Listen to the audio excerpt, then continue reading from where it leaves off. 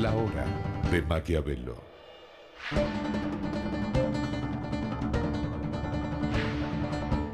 Para conocer a los que están detrás del poder.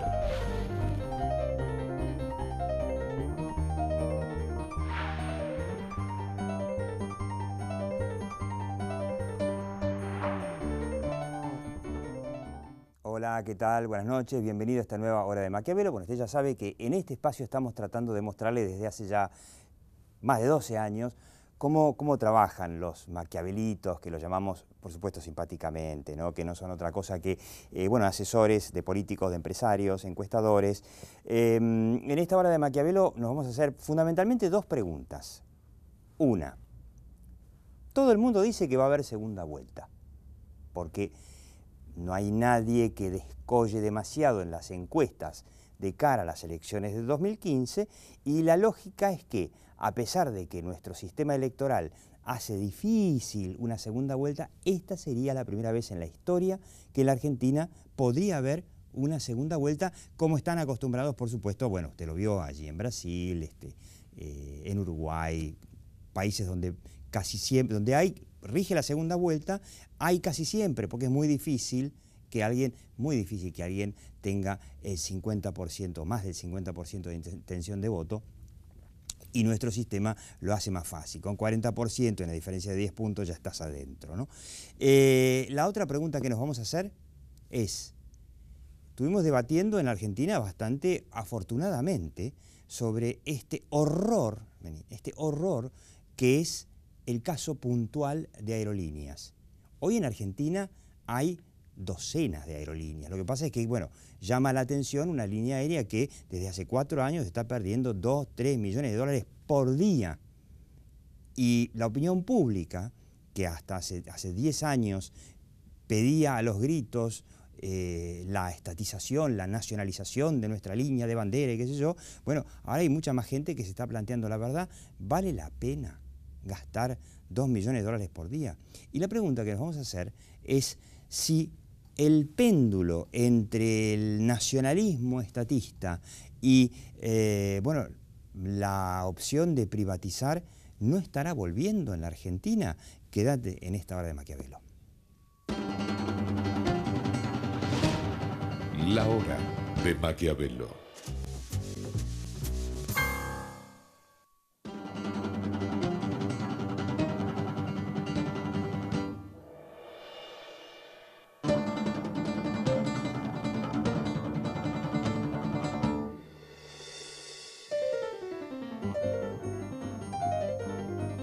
Aprender es mucho más que estudiar. Universidad Abierta Interamericana. www.uay.edu.ar. El futuro sos vos.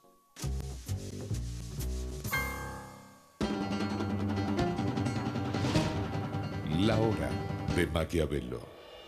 Bueno, le digo entonces con quiénes estamos, la verdad, un lujo. Carlos Fara. Carlos Fara, usted ya lo conoce, el hombre es encuestador, asesor, trabajó asesorando a montones de gobernadores, presidentes en todas partes del mundo, por supuesto que también en Argentina. Y Humberto Toledo también lo conoce, el hombre, es interesantísimo porque el hombre fue vocero de Carlos Menem, es peronista, obviamente, y escribió este libro. ¿Puedo mostrarlo? A ver a qué cámara lo muestro. Acá. Ahí está. Bueno, ahí con el brillito. Liberales y estatistas en el peronismo. Y este libro, ahora nos va a explicar un poquito a dónde apunta, pero hay dos peronismos que son absolutamente lo opuesto. Lo normal en los partidos políticos es más o menos van para un lado, un poquito más, un poquito menos, pero el peronismo es extremo. Carlos Menem, Cristina Kirchner, no hay dos extremos más imaginables, pero lo que nos viene a plantear, y ahora nos va a explicar Humberto Toledo, es que en realidad el propio Perón, dentro del propio Perón vivían los dos, y creo que en la Argentina también pasa eso, y no sé si no estamos por volver a otro lado. Pero yo quería también recordar un libro que me mandó un amigo hace poco, a ver si lo ponemos por acá. Silvio Uberman, periodista, amigo, uno de los veteranos del periodismo argentino, que está ahí en Radio El Mundo. Muy interesante, Los pasajeros del Beller, el barco que trajo a la primera colonia de judíos y bueno, en ese barco venían, ahora lo vamos a leer durante el verano, venían los abuelos, bisabuelos de querido amigo Silvio Uberman. Bien, empezamos por la bomba que tiró Carlos Fara hace poquitos días justamente en el programa de radio de La Hora de Maquiavelo, que usted sabe que va por FM Cultura los miércoles a las 20, que según sus cálculos y sus pronósticos no va a haber segunda vuelta en 2015. Bueno, todo el mundo, digamos, toma como ejemplo el año 2003, ¿no? Donde en principio había una segunda vuelta entre Carlos Menem y Néstor Kirchner. Y Menem renunció. Efectivamente. Que hubiese perdido Menem, digamos, como en la guerra. Sí, hubiera perdido por una diferencia importante. Pero bueno, lo cierto es, digamos, que en todo caso, digamos, el que iba a perder se bajó, con lo cual evitó el juego. Y de alguna manera la gente ya se había manifestado en las encuestas, por así decirlo. Sí, lo cierto, digamos, que la gran diferencia con ese momento es que ahora están las PASO, ¿no? Digamos, las primarias abiertas, obligatorias. Claro, ¿no? Esto cambia mucho, Totalmente, ¿no? Porque obviamente, digamos, lo que hace es darle una información concreta, ya no especulativa, que podría ser una encuesta respecto de cuál es la posición de la sociedad.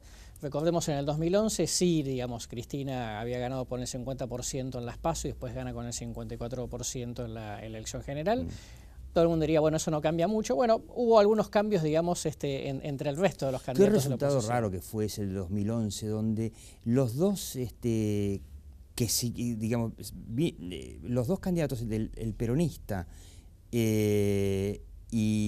o los dos peronistas habían sacado exactamente el mismo número. Sí, prácticamente sí, totalmente. Pero que no estaba Wiener, digamos, segundo en las PASO y se convirtió en segundo en la general, ¿no? Esto también porque la gente decía, bueno, Wiener parece que tiene alguna expectativa, es una interesante figura, entonces hubo un pequeño corrimiento, por supuesto que ya no modificaba el panorama general. Como que la gente va a aprovechar las PASO para decir, bueno, a ver, ¿a quién voto después? Exactamente, ¿no? Es como una especie de filtro, ¿no? de preelección, si querés. ¿Y qué podría pasar? Supongamos que los candidatos son los que están ahora. Del kirchnerismo todo hace suponer que va a ser Scioli. ¿Vos crees que sí? Que puede ser. Sí, es lo más probable. Macri y Massa. Exactamente, como los principales, sin duda. A ver, hoy perdón, me estaba olvidando de por ahí, del caso de UNE no sabemos. No, por supuesto, digo, pero en principio, digamos, es el espacio menos competitivo de los cuatro principales, está claro. Y, digamos, básicamente la discusión es quién es el opositor que tiene más votos, ¿no? Sí, Massa o Macri hasta este momento. Yo en las encuestas que me muestran hay de todo, porque hay operaciones de encuestas por todos lados. La otra vez apareció una encuesta poniéndolo a Scioli arriba, creo que una encuesta de poliarquía. Hemos tenido acá en La Hora de Maquiavelo una encuesta de Jacobe que estaba Macri arriba, y la mayoría de las encuestas en las que yo creo los tiene a Massa arriba. ¿Cómo los ves vos ahora? Sí, nosotros tenemos, digamos, está claro que es un escenario bastante parejo dentro de los márgenes de error, en donde sí lo tenemos, digamos, a Massa primero, pero con una diferencia, digamos, yo te diría una especie de Massa, una especie de empate de primer lugar entre Massa y Scioli. ¿Cuánto le estaría llevando hoy Massa a Scioli? No, básicamente te diría que puede haber una diferencia de un par de puntos, no es una diferencia. Un par de puntos, nada más. Sí, no es una diferencia, digamos, importante. De todas maneras, nosotros en estos días estamos relevando de vuelta, y después yo te diría un escalón abajo Macri, pero también, digamos, dentro de márgenes, digamos, que no pueden estar más allá de Para ponerlo en números, ¿qué sería más o menos? 4 o 5 puntos, pero digamos, pero básicamente están los márgenes de error y además obviamente también la situación de que todavía falta mucho tiempo, y depende después cómo midas, ¿no? Si vos medís los 16 o 17 candidatos que están dando vuelta, o 4 o 5 principales, que es el escenario más real. Pero yo te diría, es un escenario, digamos, todavía abierto desde ese punto de vista. Pero me parece que esa no es la pregunta, porque en realidad la pregunta es que la cuestión es que la mayor parte de la gente quiere cambio, ¿no? Claro. Esa es la gran pregunta. La mayor parte de la gente quiere cambio. Sí. Depende del momento, puede oscilar entre un 60 y un 65%. Porque justamente la encuesta que yo mencionaba de poliarquía, no sé si Humberto, si vos la leíste en La Nación hace un par de semanas, a mí me sorprendió con un dato que además La Nación le daba mucho énfasis, que decía que el 49% quiere continuidad, con un poquitito de cambio. Sí. Y que ese sería, para ese tipo de votante, Scioli sería el ideal, que promete continuidad con algunos cambios, digamos, limar las asperezas del kirchnerismo. Me llamó la atención porque yo con la gente que hablo, pero puedo equivocarme, estoy teniendo la sensación de lo que dice Carlos Fara, de que la gente mayoritariamente está pidiendo cambio. Sí, yo lo que te diría es que, digamos, me parece que lo importante es medir el cambio respecto a lo que está haciendo Cristina. Claro, sí, el cambio con respecto a lo de ahora. Por otro lado, digamos, si no, creo que el 99% de los argentinos querrían alguna suerte de cambio en algún aspecto, por supuesto. Entonces, para nosotros, digamos, sistemáticamente, ahí yo te diría 60-65% de la sociedad que quiere algún cambio y efectivamente, digamos, la mayoría quiere un cambio moderado, digamos, no un cambio radicalizado. O sea, se me ocurre que ese escenario que vos describís, no sé cómo lo ves, Humberto, pero suena como calcado o hecho a medida de Massa. Cambio, sí, pero moderado, contra un Macri que propone un cambio un poco más acentuado. Sí, de todas maneras, digamos, es movible esto, digamos, creo que Macri está teniendo una estrategia, digamos, en donde está tratando de presentar un perfil de contención social también, digamos, así que desde ese punto de vista me parece que el escenario, digamos, o sea, para decirle a la gente, no tengas abierto. Miedo por la asignación universal por hijo que no te la vamos a sacar. Está claro. Hubo algunas cosas que se dijeron en las últimas semanas cuando surgió todo el debate de qué se derogaba de lo que había hecho Cristina, ¿no es cierto? Claro. Pero lo que está claro, digamos, es que Scioli es la continuidad, ¿no? Continuidad total o continuidad parcial, pero continuidad al fin. Clarísimo. Y para nosotros eso puede estar en los el 35% aproximadamente. 35% en esa primera vuelta que podría ser la única vuelta. Sí, pero yo digamos, en realidad son las PASO, ¿no? Porque en las PASO la gente va a ver cuánto potencial tiene, no solamente cada candidato, sino cada fuerza política, y hasta acá vamos básicamente, digamos, a una especie de PASO sin mucha competencia interna, ¿no? Pero ¿qué puede pasar si de repente en esas PASO, digamos, todo el bloque Frente para la Victoria, o sea, kirchnerismo, saca 35%, logra ser la fuerza más grande? ¿Eso le va a llevar más votos? No, yo creo que me parece que tiene el piso más alto y el techo más bajo, digamos, el Frente para la Victoria, ¿no? Sí, me parece que lo que la sociedad quiere es efectivamente, digamos, que se produzca alguna suerte de cambio. Y entonces, para mí, la pregunta es cuál es el opositor que saca más votos en las PASO. Y me parece que ahí, digamos, es donde existe la posibilidad de proyectar que la primera vuelta, digamos, en realidad, se convierta en la única vuelta, en la medida en que se polarice, digamos, sobre todo el voto opositor entre, digamos, la figura del candidato del Frente para la Victoria y el opositor que más votos saque. O sea, que hoy sería Massa, porque hoy es un el que más mide. Un poco más Massa, pero bueno, falta mucho tiempo, obviamente. Mirá vos, mirá qué pronóstico, ¿no? Qué interesante. Creíamos que íbamos a tener segunda vuelta y por ahí no la tenemos, ¿no? ¿No? Con un pequeño dato, digamos, que comentábamos el otro día en la radio, que esto es la situación económica, ¿no? Es decir, la gente, tiempo y digamos, dudando, digamos, imagínate 20 días sin saber si va a ser Scioli, que bueno, es el candidato del kirchnerismo, al final, digamos, en estos días hasta se menciona Scioli Uribarri, Scioli Alicia Kirchner. Escuché de todo, escuché Scioli Zaffaroni. Sí, exactamente, sí. Bueno, pero en todo caso algún garante, digamos, del cristianismo. Y entre eso, Máximo Kirchner? No, eso no me lo imagino, pero de todas maneras, no me lo imagino. Pero sí algún personaje, digamos, que le dé garantía ideológica a la presidenta. Alicia, por supuesto. Contra, digamos, si eso va a ser cuánta continuidad o cuánto cambio puede ser esa fórmula contra Massa o Macri, digamos, que claramente, digamos, toman distancia, mayor o menor, digamos, medida de lo que fue este proceso. Ahora, Humberto, yo te planteo este escenario, porque en estos momentos están en el kirchnerismo viendo cómo hacen para mantener el poder de alguna forma, y la última, no sé si ustedes la escucharon, pero aparentemente es, van a hacer una reforma electoral de manera que votemos esta vez candidato a legislador por el Mercosur. Sí, señores, va a haber algo así como un parlamento del Mercosur, y vamos a votar un diputado del Mercosur, también en otros países del Mercosur obviamente, y que la candidata va a ser Cristina.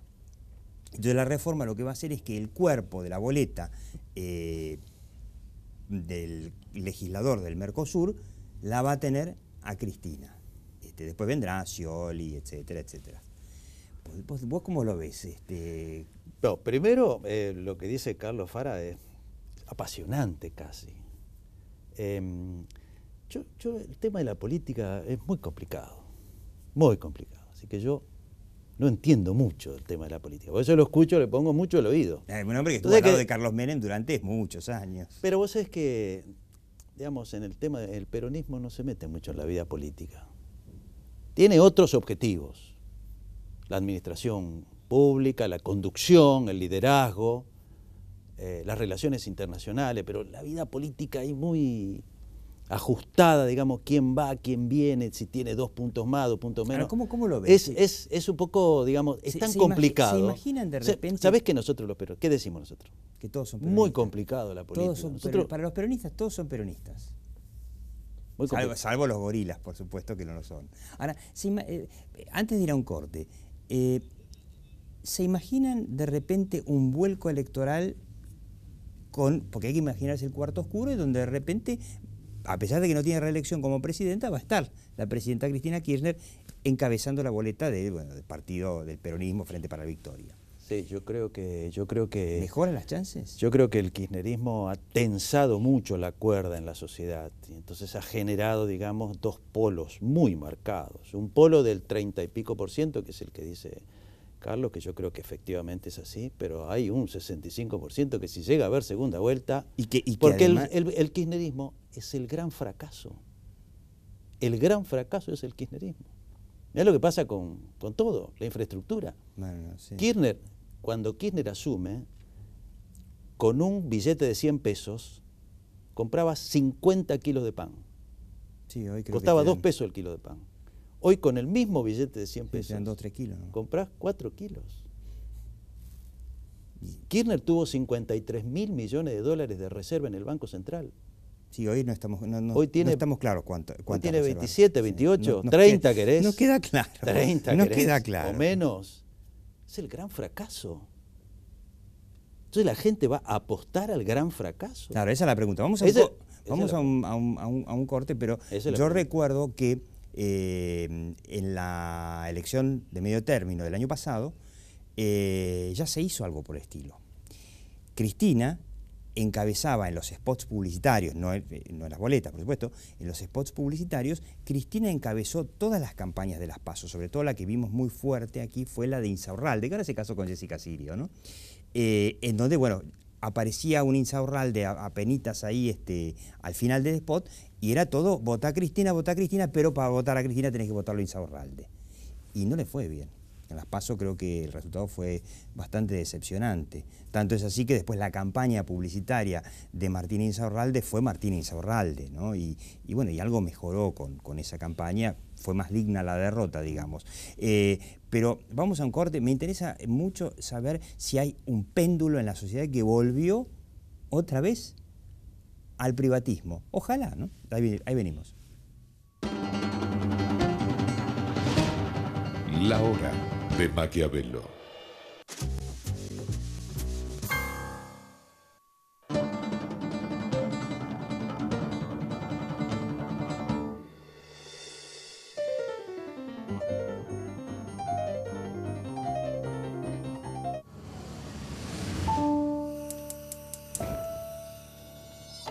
Con poco haces mucho.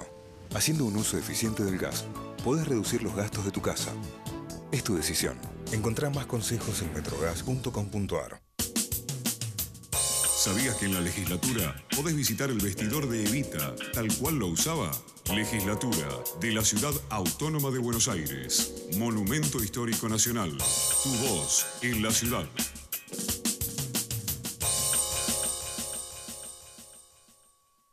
ExxonMobil, líder en tecnología para la operación segura y eficiente de recursos no convencionales de gas y petróleo, está contribuyendo con el progreso del país desde sus operaciones en la provincia de Neuquén.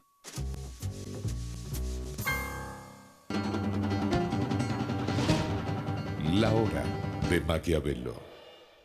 Bueno, no, se lo muestro de nuevo, ¿no? Liberales y estatistas en el peronismo, y cómprelo, de Humberto Toledo, que acá lo tenemos. ¿Qué pasa en la opinión pública?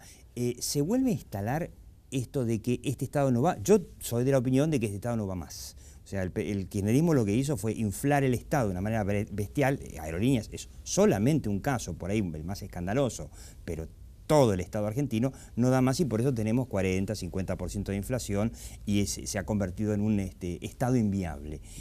¿La opinión pública lo nota esto? Sí, obviamente sí, ¿no?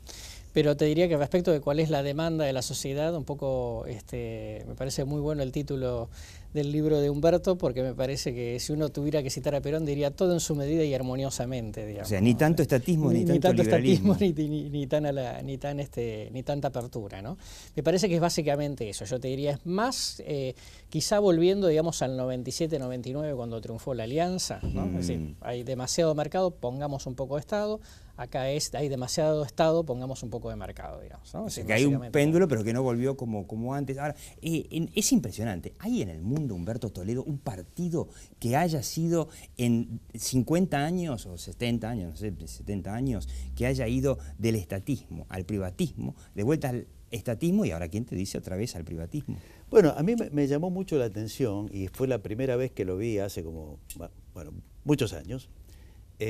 Un comentario de Cortés Conde, que es un historiador, yo creo que es uno de los más grandes historiadores de la economía argentina y latinoamericana, cuando él recordaba que Perón dio un gran giro.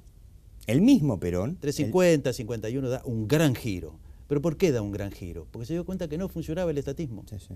Se dilapidó todas las reservas que había heredado en el 45, 46. Fue, claro, exactamente.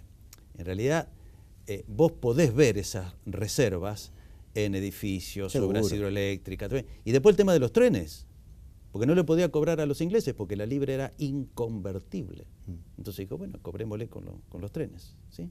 Pero ¿cuál es el gran tema? Me parece que después de 50, 60 años, queda demostrado que el estatismo ha fracasado. Sí. El punto es que el liberalismo no ha triunfado. Fracasó el estatismo. Como dijo Carlos Fara, como diría Perón, todo en su justa medida y armoniosamente. Bueno, un poco de eso, exactamente, un poco de eso. El liberalismo no ha triunfado. Fíjate vos que los grandes países europeos, Estados Unidos, no son países de economía liberal. Sí, sí, son amigos del mercado. Todos esos países que a veces se endiosan porque tienen estados fuertes, Francia, Alemania, Suecia incluso, ¿no? Sí. Todos esos son ricos gracias a sus empresas. Sí, sí. Bueno, ahí tengo que decir algo. Primero, la gran potencia económica de Europa, que todavía sigue en crisis después del 2008, todavía sigue en crisis, la gran potencia sin duda es el auxilio de los dólares. Esto hay que tenerlo muy claro, porque la mayoría... Obama... No, desde antes, de Bush. Por algo lo acompañaron a Bush en esas históricas tragedias de Irak y todo eso. Pero el gran impulsor de la economía, primero son los dólares de Estados Unidos, y segundo la productividad de Alemania. La productividad de Alemania es impresionante. Ahora, insisto, si bien Alemania tiene un Estado muy eficiente, los que hacen grandes a Alemania son las empresas, no sé, llamarlas a Siemens, totalmente, sobre todo una enorme cantidad de empresas familiares muy fuertes. Totalmente. No es el Estado. No, al contrario, mira, fíjate que es el país menos Estado pro economía de toda Europa, es el menos. Gran Bretaña también, pero no pertenece.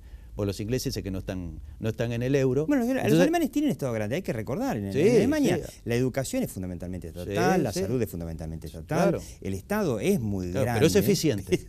Pero la potencia de Alemania la hacen las empresas y la gente que labura para... Es eficiente, pero también tienen estos tremendos errores de gastar plata en grandes proyectos del Estado que después fracasan. Fíjate vos ¿se acuerdan de la máquina de Dios? Sí. Hace como 6, 7 años, 8 años. Europeo. ¿Ustedes se acuerdan? Sí. El costo inicial fueron 10.000 millones de euros. El costo inicial. Sí, una cantidad de dinero. Fracasó de una manera absoluta. ¿Quién era? Era el Estado. Digamos, eso no pasa en otras economías que son más amigas del mercado, digamos, y combinan un poquitito más. Estados Unidos es un país... Bueno, la gran NASA es una empresa de Estados Unidos estatal. Claro. Recordemos también eso. Claro. Estados Unidos llegó a la Luna y todo gracias a la NASA que es estatal. Ahora, lo que sí es evidente, Carlos, vos medís regularmente cómo está la opinión pública con respecto al Estado. ¿Vos crees que el que venga en diciembre de 2015 pueda realmente explicarle a la sociedad, macho, este Estado no va más, tenemos que, digamos, volver otra vez a darle protagonismo a las empresas y con este Estado asfixiante no va.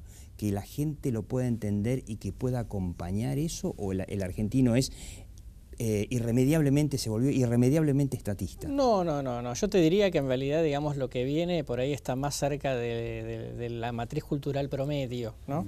Que no es la matriz cultural promedio. Claro, digo que no es no es la del exceso, es un poco la estatista, digamos, del Estado que te proteja, etcétera, etcétera. O sea, no es Cavallo, pero tampoco es Kicillof. Pero tampoco es Kicillof, exactamente, porque después convive con, digamos, la gran tradición histórica de clase media, del inmigrante, del esfuerzo, de la educación, de la cultura del trabajo, etcétera, etcétera. Ahora, y sobre eso hay una conciencia importante, ¿eh? Digo, yo te diría que en ese sentido, si algo le va a resultar fácil, digamos, explicar al próximo presidente, sea quien sea, digamos, es cómo vas a un modelo, digamos, de punto de equilibrio entre Estado y mercado, ¿eh? Por eso es muy importante, mirá lo que está pasando ahora, que el Estado ha fracasado, está fracasando el Estado. Sí, ¿Te da seguridad? No. ¿Te da salud pública? ¿Te da educación? Ese es el fracaso del Estado. Tampoco te da viajes aéreos, pero a un costo de 2 millones de dólares por día. Mirá lo que es Aerolíneas Argentinas. Entonces, ahí es peligroso que la gente diga el Estado ha fracasado. Es peligroso. Un poco siguiendo lo que dice. Con respecto a este cambio, yo quiero contar una anécdota de algo que me pasó hace pocas semanas que estuve en Jujuy y estuve hospedado en un hotel que era de gente influyente de Jujuy, pero que tiene que, por una cuestión quizá política, tiene que tener todo en regla, todo en blanco, todo perfecto, no sea cosa que le caiga a la FIP, desayunando. 50 tipos a la mañana desayunando. ¿Sabes cuánta gente tenía para que sirva y prepare el desayuno para 50 personas? 2 mujeres. 2 mujeres. ¿Qué es lo que pasa en provincias como Jujuy? Porque esto pasa en muchas provincias. La fuerza laboral está dividida entre la mitad son empleados públicos, claro. Hay una parte que está trabajando en la actividad privada y hay otra parte exactamente igual de grande que vive de planes. Y los que viven de planes no pueden asumir un trabajo en blanco. Claro, le cortan los planes. En el mejor de los casos podrán hacer harán alguna changuita. Eso, cortar con eso, de que no hay quien labure en un país donde hay hambre, eso va a ser difícil de cortar. No hay que cortar con eso. No hay que cortar. Va a ser difícil. No hay que cortar con eso. Lo que sí hay que abrir la economía, incorporar mucho capital para que empiece a resurgir la actividad privada. Carlos Fara, Humberto Toledo, muy interesante, el Perón, que eran 2 Perones, ¿no? Estatista y a la vez más liberal. Chau, hasta la próxima Hora de Maquiavelo. Chau.